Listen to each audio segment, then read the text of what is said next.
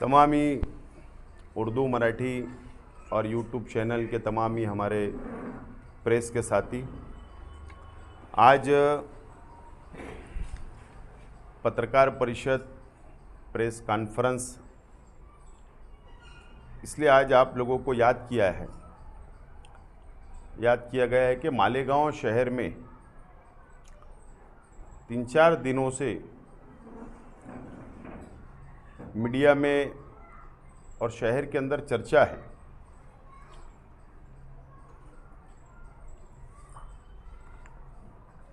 तेईस नवंबर को महाराष्ट्र असेंबली के चुनाव के नतीजे निकाल आया और 24 नवंबर को रात में यानी निकाल आने के एक दिन बाद माजी नगर सेवक नदीमुद्दीन अलीउद्दीन फिटर बागे महफूज रहने का पता है उस शख्स का, और वो एमआईएम पार्टी का सक्रिय कार्यकर्ता है और माजी नगर सेवक है। उसके घर पर और उसके ऊपर उसके घर के दरवाजे में नदीम फिटर के ऊपर फायरिंग हुई, ऐसा सीसीटीवी फुटेज शहर की आवाम ने उस वक्त तो भी देखा था, मीडिया पर भी वो था, और फिरियादी नदीम फिटर खुद उसके अंदर फिरियादी था और उसने फिरियाद दिया था आज़ाद नगर पुलिस स्टेशन में कि मेरे ऊपर, मेरे घर के बाहर मैं खड़ा था और 2 लोग मोटरसाइकिल पर आए और मेरे ऊपर उन लोगों ने फायरिंग की, ऐसी फिरियाद उस शख्स ने दिया था। उस शख्स ने दिया,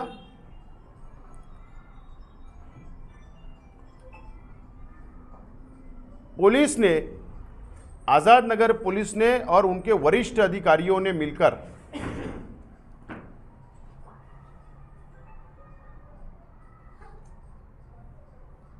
इस केस का एक खुलासा किया, यानी ऑन पेपर खुलासा किया। और जब हमको पता चला कि नदीम फिटर जो फिरियादी है, जिसने फिरियाद दी है, और उसके 2 दिन पहले पहला जो आरोपी था सैयद सिकंदर, उसको पुलिस ने इस केस के अंदर अरेस्ट किया, आरोपी बनाया और कोर्ट के अंदर हाजिर किया। और उसके 2 दिन के बाद नदीम फिटर और अबू जैद शेख, ये 2 लोगों को कोर्ट में हाजिर किया गया और पुलिस ने यह खुलासा किया कोर्ट में कि नदीम फिटर जो फिरियादी है, इसका 1 नंबर का मुजरिम, इसने ऐसी प्लानिंग किया और इसके साथियों ने मिलकर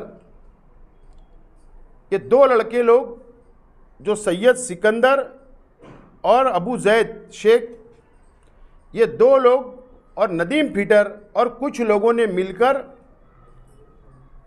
नदीम फिटर ने अपने ऊपर खुद फायरिंग करवाया। इस तरीके का रिकॉर्ड पर कोर्ट के अंदर पुलिस ने उनको अरेस्ट करके पेश किया, उसी वक्त तो कोर्ट को बताया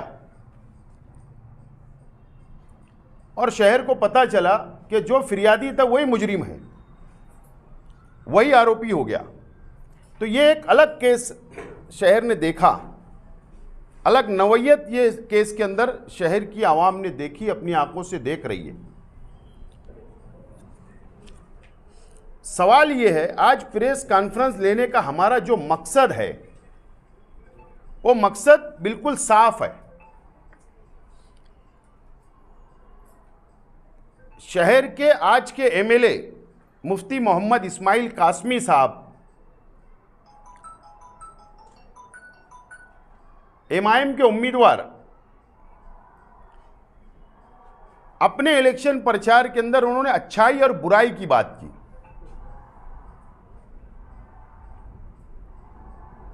अपने आप को और अपनी पार्टी को और अपने कार्यकर्ताओं को बहुत पवित्र बताया, साफ सुथरा बताया, अच्छाई और बुराई की बात की गई, पाक साफ की बात की गई और इलेक्शन लड़ा। और इसीलिए आज हम लोगों को ये प्रेस कॉन्फ्रेंस लेना पड़ रही है। नहीं तो पुलिस अपना काम करे, हमको उससे कोई लेना देना नहीं है। लेकिन आज हमको मीडिया भी, मुझको ऐसा लग रहा था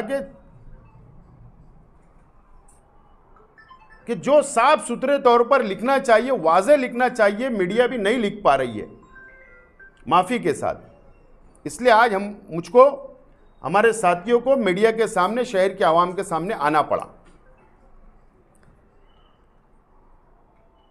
आज के एमएलए नदीम फिटर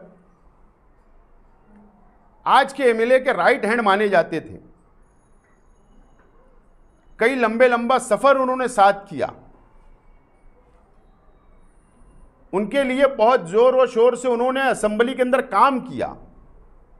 सबको आज़ादी है, हर लीडर हर पार्टी के साथ वो खुले तौर पर, आज़ादी तौर पर काम कर सकता है। लेकिन अच्छाई और बुराई की बात करने वालों, मैं साफ तौर पर आज साफ जुमले के अंदर शहर की आवाम के सामने बातें रखने के लिए आज मैं यहां पर बैठा हूं। नदीम फिटर, ये जो एक बात सामने आई कि अपने ऊपर खुद उसने फायरिंग करवाया, एक साजिश रची गई। लेकिन मैं थोड़ा माजी में जाना चाहता हूं। मालेगांव शहर के अंदर भी आज़ाद नगर पुलिस स्टेशन में या पवारवाड़ी में हो सकता है, इससे पहले भी गुटखा की एक गाड़ी को रोककर उसको लूटने का काम, लूटमार का केस, फ्रॉड का केस उस शख्स के ऊपर बन चुका है। और ना जाने कई केसेस मालेगांव शहर के अंदर उस शख्स पर है। ठीक है, लड़ाई झगड़े के केसेस एक आम बात है, लेकिन यही नदीम फिटर औरंगाबाद में उसके ऊपर 376 जैसी कलम भी दर्ज है, गुना दर्ज है। 376 आमतौर पर शहर की 70% आवाम को ये कलम का मतलब नहीं पता होता। मैं वाज़े तौर पर बोलना चाहता हूं कि नदीम फिटर के ऊपर एक लड़की की इज्जत लूटने का भी इल्जाम औरंगाबाद में लगाए। ऐसे गुना उसके ऊपर, गंभीर गुना, सीरियस ऑफेंस है, उसके ऊपर दर्ज है। यह अच्छाई और बुराई है। यह बात झूठ और सच क्या है, यह सामने पुलिस ने लाई।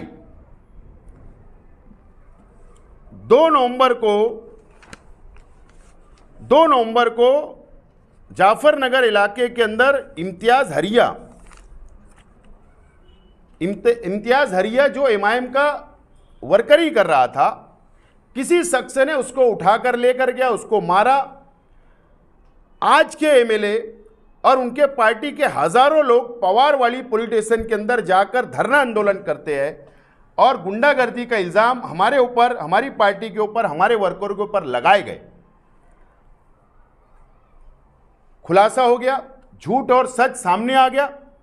9 नवंबर को इम्तियाज हरिया ने खुद बयानी दिया कि यह मेरा निजी मामला है, मेरा जमीन का धंधा व्यापार है।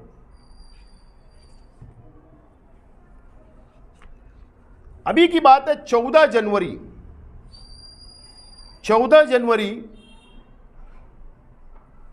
को मोती तालाब के अंदर फायरिंग हुई।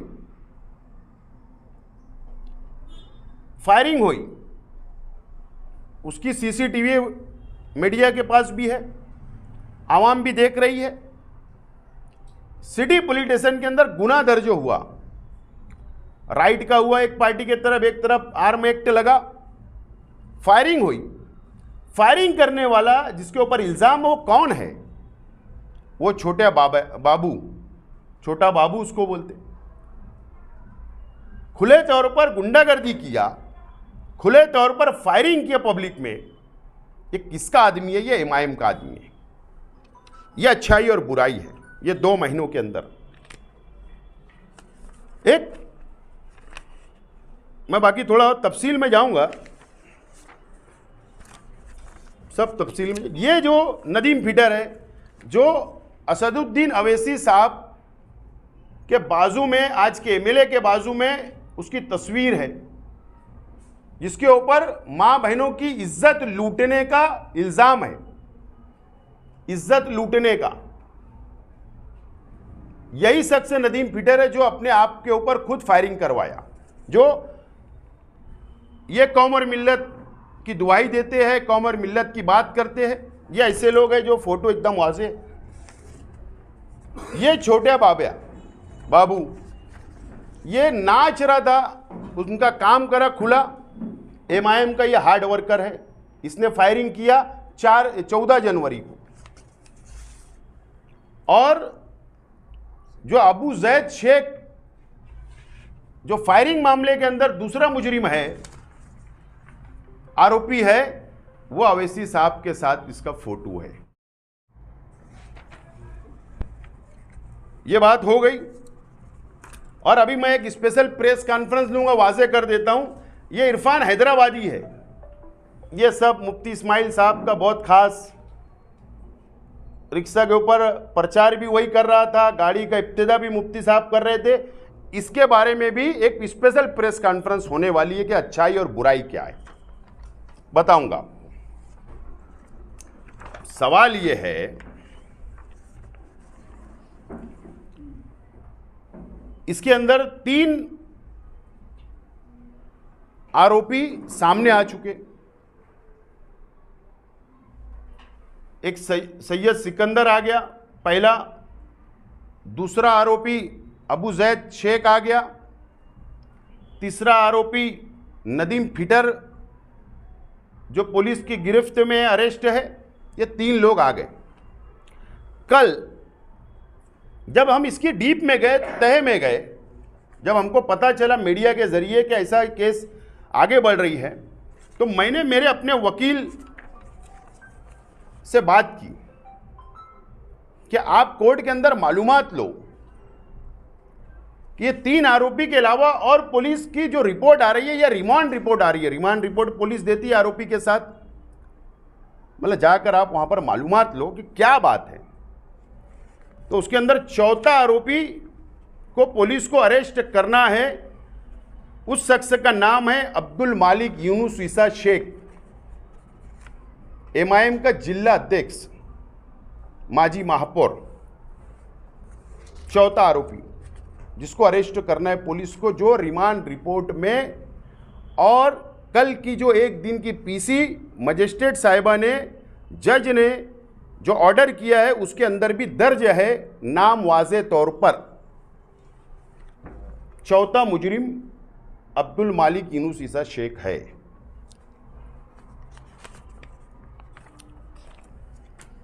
अब उसके अंदर रिमांड रिपोर्ट के अंदर भी एक वर्ड और है, एक चीज का और खुलासा है कि ये प्लानिंग हुई है। प्लानिंग के अंदर ये 4 लोग तो वाज़े तौर पर अब सामने आ रहे हैं, और ना जाने पुलिस की इंक्वायरी चल रही है, उसके अंदर हमको कुछ बोलना नहीं है। और कितने आरोपी सामने आएंगे वो तो वक्त तो बताएगा। पुलिस आवाम के सामने खुद ही बात सामने आएगी, कोर्ट के सामने बात आएंगी, हमें उसके अंदर कोई बोलना नहीं है। लेकिन रिमांड रिपोर्ट के अंदर एक जुमले का इस्तेमाल है कि सियासी रुतबा, सियासी वचक और ऐसे कुछ जुमले का इस्तेमाल किया गया है, जिस वजह से प्लानिंग की गई। वो प्लानिंग मुझको ऐसा लगता है, मुझे शक है, मैं रिक्वेस्ट करता हूं पुलिस डिपार्टमेंट से, मालेगांव शहर की पुलिस डिपार्टमेंट से रिक्वेस्ट करता हूं कि ये प्लानिंग क्यों की गई, किस वजह से की गई, वो किसको फंसाना चाहते थे, वो किसको बदनाम करना चाहते थे। मुझको ऐसा लगता है कि मुझको और मेरी पार्टी के लोगों को फंसाकर बदनाम करना चाहते हैं कि शेख आसिफ इलेक्शन हारने के बाद गुंडागर्दी कर रहा है, फायरिंग करवा रहा है, मारधाड़ करवा रहा है। ऐसा मुझे शक है, ऐसा उनकी प्लानिंग का हिस्सा हो सकता है और इसके लिए पुलिस डिपार्टमेंट मुकम्मल इंक्वायरी करे, डीप तक जाए और शहर की आवाम के सामने सच्चाई सामने लाए, सच्चाई सामने लाए। मैं जिस दिन घटना हुई 24 नवंबर को, मैं उस रोज़ की वीडियो मैंने तलाश किया और तलाश करने के बाद मैंने देखा कि वहाँ एमआईएम के कौन कौन से लीडरान स्पॉट पर गए थे या पुलिस कंप्लेन करने पहुँचे थे। तो उसके अंदर वाज़े तौर पर एक शख्स सामने आया, यूसुफ इलियास नामी शख्स, जो दाढ़ी और टोपी है, उसका बयान मैंने देखा हूँ। मेरा पुलिस डिपार्टमेंट से भी गुजारिश है, रिक्वेस्ट है कि इतना करंट फायरिंग होती है और वो शख्स स्पॉट पे पहुंच जाता है, कहीं मुझे शक है कि प्लानिंग में यूसुफ इलियास तो नहीं शामिल है और कौन कौन से एमआईएम के लोग शामिल है ये भी खुलासा पुलिस करे, ऐसी मुझे शक है, इसलिए मैं रिक्वेस्ट कर रहा हूं। और पुलिस डिपार्टमेंट से एक और गुजारिश करता हूं, कई लोगों को तड़ीपार की नोटिस आ रही है, कई लीडरान को आ रही है, ठीक है, पुलिस अपनी कार्रवाई करे, मुझे कुछ बोलना नहीं है, लेकिन यूसुफ इलियास शख्स जो शख्स है वो एक तकरीर के अंदर वो कहा कि डंडा लेकर, लाठी लेकर झोपड़पट्टियों में जाकर मारो, हाथ पर तोड़ डालो। मैं पुलिस से रिक्वेस्ट करता हूं कि 12 नवंबर में यूसुफ इलियास टेम्परवारी बेल के ऊपर है, हाईकोर्ट से टेम्परवारी बेल है। ऐसे शख्स से अगर अमन को खतरा है, अगर वो शहर में दंगा फसाद करवाना चाहता है, तो इस शख्स की जमानत रद्द किया जाए, ऐसी रिक्वेस्ट मैं पुलिस से करता हूं कि करे। बहरहाल आका कौन है, मास्टरमाइंड कौन है? छोटे छोटे केस के अंदर ये शहर के अंदर एक रिवायत चल रही है कि मास्टरमाइंड शहर की आवाम के सुन सुन के कान पक जाते हैं। अब हमारा भी पुलिस डिपार्टमेंट से मुतालबा है कि इसके अंदर आका कौन है। 4 लोग तो नाम सामने आए, इसके आका को ढूंढा जाए। अगर पुलिस तहकीक सही डीप में करेगी तो मुझे ऐसा लगता है, मुझको लगता है, हो सकता बात आगे चल के गलत भी साबित हो, लेकिन मुझको ऐसा लगता है कि ये सब चीज़ें जो हो रही है शहर के एमएलए के नेतृत्व में हो रही है। हो सकता है आका ये शहर के एमएलए ना निकले, हो सकता है पुलिस लिबास देखकर, रुतबा देखकर, हो सकता है पुलिस वो रास्ते पे तपासी नहीं कर रही होगी, लेकिन शहर की आवाम के सामने सच्चाई आना चाहिए। इसलिए अब आका कौन है? मैं आइंदा हफ्ते मुंबई जाऊंगा और डायरेक्टर जनरल ऑफ पुलिस रेशमी शुक्ला मैडम से, जो डायरेक्टर जनरल ऑफ पुलिस है, डीजी है, मैं उनसे मुलाकात करूंगा। इस केस के संदर्भ में मुलाकात करूंगा, हो सकता है उनको मेमोरेंडम भी दूं, और अगर मुझको टाइम मिला, वक्त मिला, तो महाराष्ट्र के वजीर आला, मुख्यमंत्री और गृह डिपार्टमेंट भी उनके ही पास है, मुख्यमंत्री महोदय के पास, तो उनके पास भी जाकर अगर वक्त मिला तो जाकर मैं मुलाकात इस केस के सिलसिले में करूंगा। क्या इसकी मुकम्मल इंक्वायरी होना चाहिए। मालेगांव शहर की तारीख में शायद ऐसा केस कभी नहीं हुआ होगा कि इस तरीके से एक प्लानिंग रचकर अपने आप पर फायरिंग करवाकर, इल्ज़ाम दूसरे पार्टी के लोगों पर लगवाकर और सियासी रोटी सेकने का काम किया जाने वाला था। लेकिन अल्लाह का करम है, पुलिस ने सच्चाई सामने लाई। बहरहाल इसकी मुकम्मल इंक्वायरी होना चाहिए और मैं उसके लिए आइंदा हफ्ते मुंबई जाने वाला हूं, और इसीलिए आज की ये पत्रकार परिषद मैंने लिया हूं। अगर आप पूछ सकते हैं। इस वाक़े के बाद जब भी ऐसा लग रहा था कि ये आपको या आपकी पार्टी को या आपके खानदान को बदनाम करने की साजिश है, अभी पुलिस जो है एक मुलजिम को ढूंढ रही है, 3 उनके कब्जे में। लगता है कि मैंने नाम बोल दिया ना, हाँ, तुम भी नाम बोलो ना, ढूंढ रही है अब्दुल गाय। मालिक हाँ, यूनुस ऐसा नाम है। बोलो ना। लगता है कि पुलिस आप क्या ईमानदारी रहे? से अपना काम करेगी। मानेगा कि पुलिस पहली का बात तो अपना ऐसा है कि चोर कोई ना कोई सबूत छोड़ देता है। चोरी करने वाला कोई ना कोई सबूत छोड़ देता है।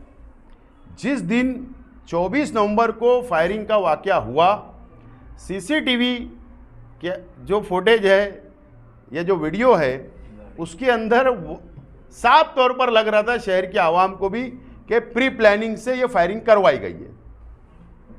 शहर के आम इंसान को लग रहा था तो पुलिस के पास तो यंत्रणा है, उनके पास तो टेक्नोलॉजी से वो लोग तपास करते हैं, इंक्वायरी करते हैं। तो पुलिस ने सामने बात को लेकर आई।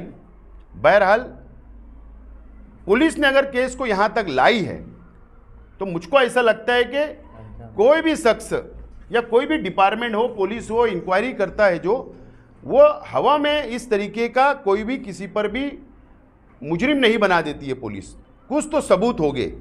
और मैं जहाँ तक कानून को समझता हूँ कि ये एक प्रोसेस होती है, पीसी, एमसीआर, लेकिन फाइनल सबूत जो होते हैं, डॉक्यूमेंट जो होते हैं, पुलिस के पास जो सबूत इकट्ठा पुलिस करती है, वो चार्जशीट जब दाखिल करती है 3 महीने के अंदर, तो उसी वक्त वो दाखिल की जाती है, ऐसा मेरा मानना है।